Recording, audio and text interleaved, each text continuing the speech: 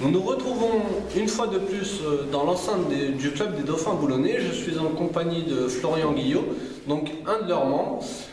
J'ai appris récemment que pas mal de choses avaient changé au niveau de sa pêche, notamment sur certains concours, etc., qui ont vu le jour récemment. Et je vais voir un peu avec lui ce qu'il en est, depuis combien de temps il pêche, etc. Florian Guillot, comment vas-tu? Ça va bien. Depuis combien de temps tu pratiques la pêche? Depuis l'âge de 6 ans, comme mes frères. Ah d'accord, donc c'est vraiment la pêche en famille, donc ça fait très longtemps que tu pêches.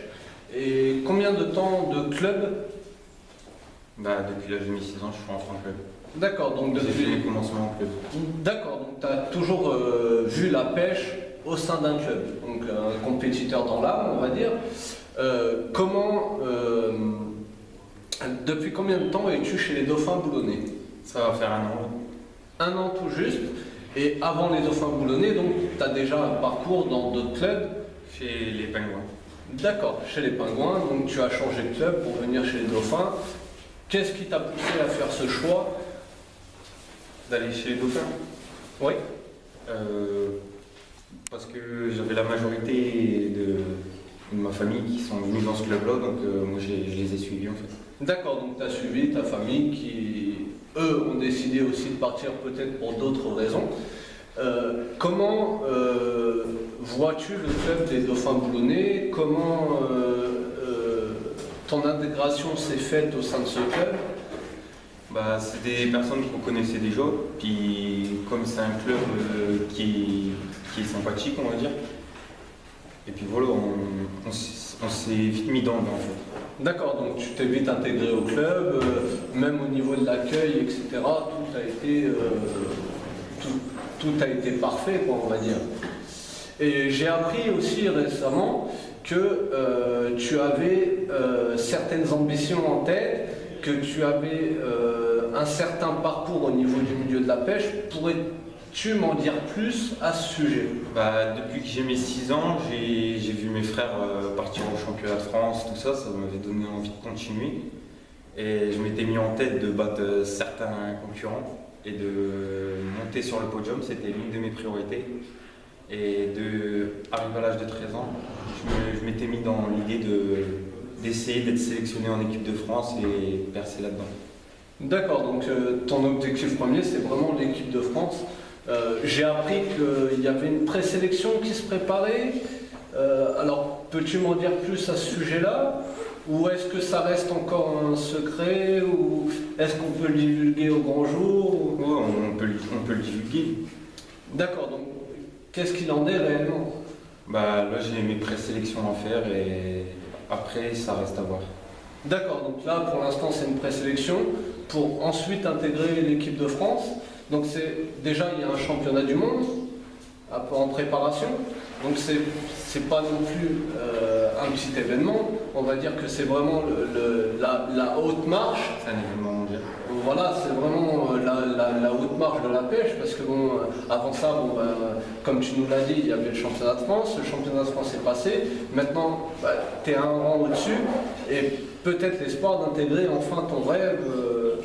Peut-être ton rêve qui va se réaliser. Et que peux-tu me dire là-dessus? Donc vraiment ton ressenti, ton sentiment, est-ce que tu vas avec la ferme intention de vraiment intégrer cette équipe de France, ou est-ce qu'au contraire dans ta tête c'est un peu fouillis et tu te dis je vais y arriver, je vais pas le faire, je vais pas y arriver, enfin... Moi j'ai la fine intention de réussir. Je vais tout faire pour avoir ma place. Je vais tout faire pour monter sur le podium, nous faire monter sur le podium. Je vais tout faire pour percer dans le domaine. D'accord, donc tu veux vraiment percer au niveau de la pêche, donc on sent vraiment ton ambition et ton engagement. Tout à l'heure, je te voyais préparer tes hameçons déjà, alors que les présélections vont arriver à grands pas, on va dire. Je te voyais préparer tes hameçons. Je me suis dit, il est déjà en train de préparer finalement cette présélection. Est-ce que tu es déjà matériellement parlant prêt à aller au combat, on va dire? Je suis prêt à aller au combat, comme tu as dit. Je suis prêt à tout faire. D'accord, donc vraiment prêt à tout pour pouvoir percer. Et bien ça, vraiment, c'est ce que je te souhaite, hein, puisque bon bah, on va pas dire que déjà ton parcours est déjà bien étoffé. Maintenant, bon, ben, j'espère pour toi que tu vas pouvoir réaliser ton rêve et on croise les doigts pour toi, hein, puisque ce serait vraiment l'aboutissement de tes projets et tout le travail qui a été fait en amont qui porterait ses fruits, pour ainsi dire.